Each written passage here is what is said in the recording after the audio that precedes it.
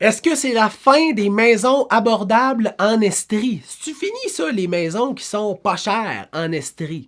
Ben c'est direct ça que je veux survoler aujourd'hui avec toi. Premièrement, là, on va se poser la question, c'est quoi une maison trop chère? C'est quoi? C'est quoi trop cher? C'est qui détermine si c'est trop cher ou non? Eh bien, c'est les comparables. Là, j'en parle souvent, puis le monde sont comme, Lynn, sac-moi patience avec ta juste valeur marchande, mais c'est important de le comprendre parce que c'est la base de l'immobilier, l'offre et la demande, puis la juste valeur marchande, c'est la base de l'immobilier. Une fois que tu comprends ça, c'est vraiment plus facile de naviguer dans le marché immobilier. Bon, la juste valeur marchande, là, ou les comparables, là, c'est les propriétés très similaires ou quasiment identiques qui se sont vendues dans un temps vraiment proche de aujourd'hui, là, dans un même secteur ou dans une même situation économique. Ça te donne le prix d'une maison. Là, à partir de là, je veux qu'on revoie un peu qu'est-ce qui s'est passé des dernières années pour essayer de comprendre est-ce que c'est la fin des maisons abordables en Estrie.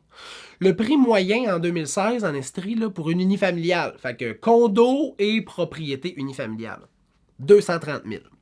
Le prix moyen en 2020, 313 000. Le prix moyen en 2025, 506 000.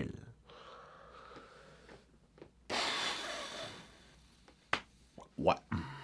C'est qu'est-ce que vous pensez de cette montée fulgurante de la valeur des propriétés? Vous pouvez me marquer ça en commentaire.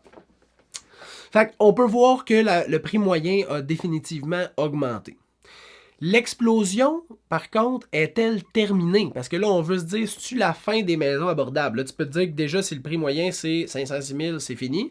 Mais voyons, mettons, qu'est-ce qui s'est passé d'année en année, genre de 2022. Parce que 2020-2021, ça n'a pas rapport, là, c'était une explosion. C'était comme gagner au gros lot, là, là, tous les années. Là. Tu peux pas dire, mettons que tu fais 50 000 par année, puis là tu gagnes le million en 2020, tu fais 1 50 000. 2021, tu gagnes un autre million, tu fais 1 50 000. Puis là, l'année 2022, tu as une augmentation salariale, tu fais 60 000, mais tu gagnes pas le million, tu fais 60 000. Tu peux pas dire, je suis pauvre cette année, j'ai tellement pas fait d'argent. Ben non, c'est juste que 2020-2021, c'est pas à considérer, t'as gagné le million. Mais c'était la même chose pour le boom post-Covid. Bon, l'explosion est-elle terminée au niveau de la valeur, l'augmentation de valeur des propriétés? Prix moyen en 2022, 313 000, on l'a dit. Prix moyen... Hey, je me suis marqué des notes, mais on dirait que ça marche pas.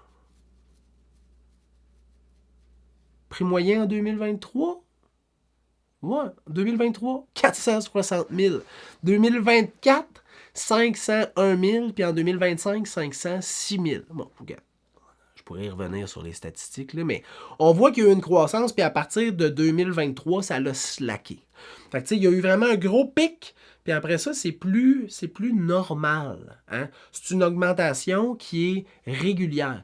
Parce que l'immobilier, la dernière baisse en valeur immobilière qu'on a vécue, c'était en 95, puis c'était 5%. Depuis ce temps-là, malgré les multiples crises économiques qu'on a pu vivre en Amérique, là, ça a resté un placement ou un investissement ou une dépense future placement. Parce que c'est pas vraiment, tu fais pas du cash avec une maison parce que tu habites, c'est pas un investissement, mais tu mets ton argent dans quelque chose qui grandit au fur et à mesure. Puis l'immobilier, c'est stable. Malgré les fluctuations de marché, malgré les crashs économiques qu'on a pu vivre, les propriétés ont continué de prendre la valeur. Là, il y a eu un gros pic, mais présentement, on est revenu dans une prise de valeur qui est normale, qui est régulière, puis qui est, somme toute, qu'on peut planifier. Fait est-ce que c'est fini les maisons abordables en Estrie? C'est définitivement moins accessible qu'auparavant.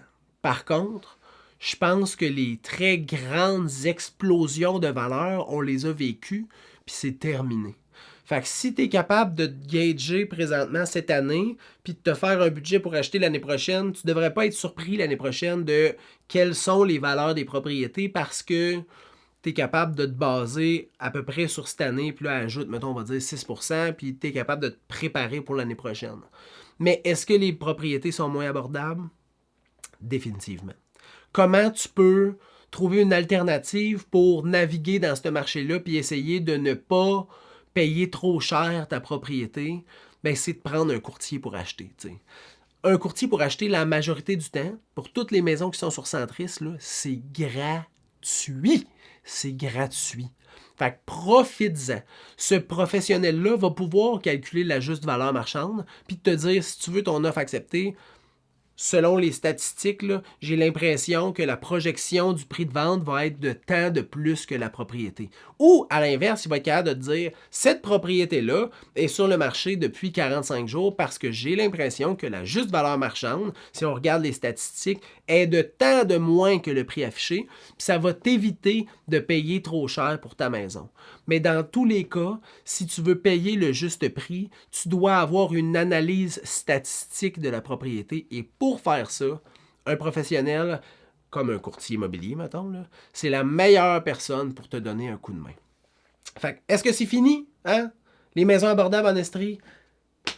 Vachement moins qu'en 2018 puis en 2016. Mais est-ce que tu es quand même capable de t'assurer de ne pas payer trop cher? Oui.